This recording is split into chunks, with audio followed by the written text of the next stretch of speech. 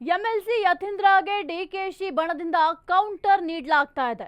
ನಾಯಕತ್ವ ಬದಲಾವಣೆ high command ತೀರ್ಮಾನಿಸುತ್ತೆ. MLC ಯತೀಂದ್ರಗೆ DKShi ಬಣದಿಂದ ಈಗ ಕೌಂಟರ್ ನೀಡಲಾಗ್ತಾ ಇದೆ. ನಾಯಕತ್ವ ಬದಲಾವಣೆ ಹೈಕಮಾಂಡ್ ತೀರ್ಮಾನಿಸುತ್ತೆ. ಅಶ್ವವೇಗ ನ್ಯೂಸ್ಗೆ ಶಾಸಕ ಕುಣಿಗಲ್ ರಂಗನಾಥ್ ಪ್ರತಿಕ್ರಿಯೆ ನೀಡಿದ್ದಾರೆ. 2028ಕ್ಕೆ ಕಾಂಗ್ರೆಸ್ ಸರ್ಕಾರವೇ ಅಧಿಕಾರಕ್ಕೆ ಬರಬೇಕು. ಯತೀಂದ್ರ ನಾಯಕತ್ವ ಹೇಳಿಕೆಗೆ ನಾನು ಪ್ರತಿಕ್ರಿಯೆ ಕೊಡಲ್ಲ. ನಾನು ನನ್ನ ಕ್ಷೇತ್ರದ ಅಭಿವೃದ್ಧಿಗೆ ಮಾತ್ರ ಒತ್ತು ಕೊಡ್ತೇನೆ. ಯತೀಂದ್ರ ಬಗ್ಗೆ ಮಾತನಾಡಲು ನಾನು ತುಂಬಾ ಚಿಕ್ಕವನು. ಎಂಎಲ್ಸಿ ಯತೀಂದ್ರಗೆ ಡಿಕೆಶಿ ಬಣದಿಂದಲೂ ಕೂಡ ಈಗ ಕೌಂಟರ್ ನೀಡಲಾಗ್ತಾ ಇದೆ. ನಾಯಕತ್ವ ಬದಲಾವಣೆ ವಿಚಾರ ಹೈಕಮಾಂಡ್ ತೀರ್ಮಾನ ಮಾಡುತ್ತೆ. ಅಶ್ವವೇಗ ನ್ಯೂಸ್ಗೆ ಶಾಸಕ ರಂಗನಾಥ್, ಕುಣಿಗಲ್ ಶಾಸಕರಿರುವಂತಹ ರಂಗನಾಥ್ ಏನಿದ್ದಾರೆ ಪ್ರತಿಕ್ರಿಯೆಯನ್ನ ಕೊಟ್ಟಿದ್ದಾರೆ. ಹಾಗಾದ್ರೆ ಏನ್ ಹೇಳಿದ್ದಾರೆ ಈ ಒಂದು ವಿಚಾರಕ್ಕೆ ಸಂಬಂಧಪಟ್ಟಂತೆ ನೋಡೋಣ.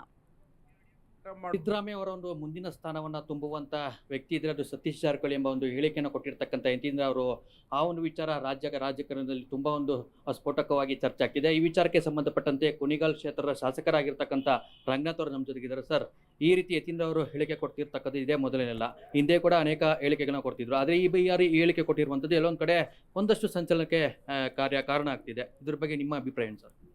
ನನ್ನ ಅಭಿಪ್ರಾಯ 2028ಕ್ಕೆ ಕಾಂಗ್ರೆಸ್ಸು ಮತ್ತೊಮ್ಮೆ ಅಧಿಕಾರಕ್ಕೆ ಬಂದು ಏನಿವತ್ತು ಒಂದು ದಾಖಲೆ ಸೃಷ್ಟಿ ಮಾಡಿ ಬಡವರಿಗೆ ಸ್ಪಂದಿಸುವಂಥ ಒಂದು ಕಾಂಗ್ರೆಸ್ ಪಾರ್ಟಿ ಎಮ್ಮರವಾಗಿ ಬೆಳಿಬೇಕು ಅನ್ನೋದು ಬಿಟ್ಟರೆ ಈ ವಿಚಾರದಲ್ಲ ನಾನು ಕಾಮೆಂಟ್ ಮಾಡ್ಲಿಕ್ಕೆ ಹೋಗಲ್ಲ. ನೀವು ಯಾರ್ಯಾರು ಮಾತಾಡಿದ್ದಾರೆ, ಯಾರ್ಯಾರು ಯಾವ ರೀತಿ ಸ್ಪಂದಿಸ್ತಾ ಇದ್ದಾರೆ ಅವ್ರನ್ನೇ ಹೋಗಿ ಕೇಳಬೇಕು. ನೀವು ಒಂದು ಕಡೆ ಸತೀಶ್ ಜಾರಕಿಹೊಳಿ ಅವರು ಈ ಹೇಳಿಕೆ ಕೊಡೋಕ್ಕಿಂತ ಮುಂಚೆ ನಾನು 2033ಕ್ಕೆ ಟ್ರೈ ಮಾಡ್ತೀನಿ, ಈಗ CM ಸದ್ಯಕ್ಕೆ ನಾನು ಆಕಾಂಕ್ಷೆ ಅಲ್ಲ ಅಂತಿದ್ರು.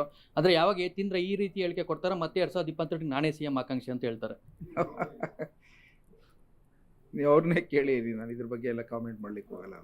ಸರ್, ಒಂದು ಕಡೆ ನವೆಂಬರಲ್ಲಿ ದೊಡ್ಡ ಮಟ್ಟದ ಕ್ರಾಂತಿ ಆಗುತ್ತೆ, ಬಹುತೇಕ ಹಿರಿಯ ಸಚಿವರು ಆ ಸಚಿವ ಸಂಪುಟದಿಂದ ಹೊರಬರ್ತಾರೆ, ಒಂದಷ್ಟು ಹೊಸ ಮುಖಗಳಿಗೆ ಅವಕಾಶ ಸಿಗುತ್ತೆ ಅಂತ ಒಂದು ಕಡೆ ಮಾತುಗಳು ಕೇಳಿ ಬರ್ತಾ ಇದೆ.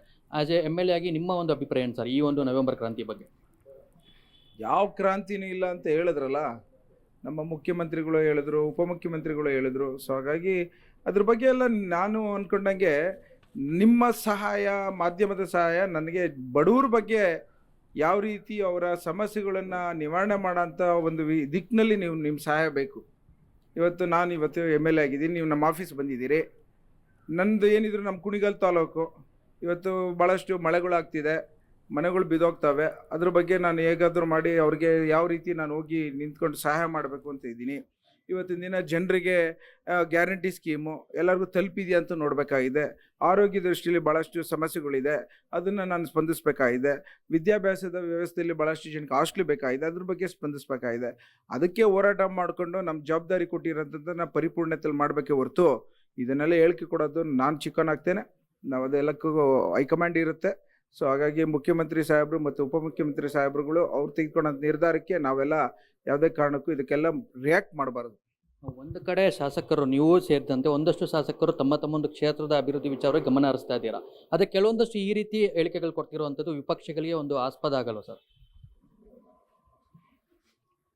ನಮ್ಮ ದೃಷ್ಟಿ ಇವತ್ತು ವಿರೋಧ ಪಕ್ಷವರು ಯಾವ ರೀತಿ ಆರೋಪಗಳನ್ನು ತರ್ತಾರೆ, ಜನರ ಒಂದು ದಾರಿ ತಪ್ಪಿಸೋಂಥ ಒಂದು ವ್ಯವಸ್ಥೆ ಮಾಡ್ತಾ ಇದ್ದಾರೆ. ಅದನ್ನು ನಿವಾರಣೆ ಮಾಡೋದ್ ಕಡೆನೂ ನಾವು ಹೆಚ್ಚಿನ ಗಮನ ಹರಿಸ್ಬೇಕಾಗಿರೋಂಥದ್ದು ನಮ್ಮೆಲ್ಲರ ಕರ್ತವ್ಯ ಇದೆ. ಸೊ ಹಾಗಾಗಿ ಇವತ್ತೆಲ್ಲ ಬಲಿಪಾಡ್ಯಮೆ ಆಯಿತು.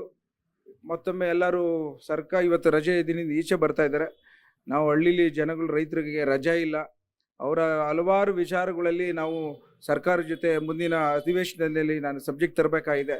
ಸೊ ಹಾಗಾಗಿ ಅದ್ರ ಬಗ್ಗೆ ಎಲ್ಲ ನಾವು ನಮ್ದೇನಿದ್ರು ಜನರದ ಬಗ್ಗೆನೇ ಫೋಕಸ್ಸು, ಡೆವಲಪ್ಮೆಂಟ್ ಬಗ್ಗೆ ಫೋಕಸ್ ಅಷ್ಟಕ್ಕಿದ್ದು ನಮ್ಗೇನು ಜವಾಬ್ದಾರಿ ಕೊಟ್ಟಿದ್ದಾರೆ ಪಾರ್ಟಿ ಅಷ್ಟನ್ನು ನಾನು ಸೀಮಿತವಾಗಿ ಮಾಡ್ಲಿಕ್ಕೆ ಇದ್ದೇನೆ ಅನ್ನೋದು ಮಾತನ್ನು ನಿಮ್ಮ ಜೊತೆ ಹೇಳಲಿಕ್ಕೆ ಇಷ್ಟಪಡ್ತೇನೆ. ನಾನು ಇದಿಷ್ಟು ಏನು ಶಾಸಕರಾಗಿರ್ತಕ್ಕಂಥ ಕುಣಿಗಲ್ ರಂಗನಾಥ್ ಅವರನ್ನು ಮಾತಾಗಿತ್ತು. ಕ್ಯಾಮ್ರಾ ಪರ್ಸನ್ ಸೂರ್ಯಪ್ರಕಾಶ್ ಜೊತೆ ಅಭಿಷೇಕ್, ಅಶ್ವವೇಗ ನ್ಯೂಸ್, ಬೆಂಗಳೂರು.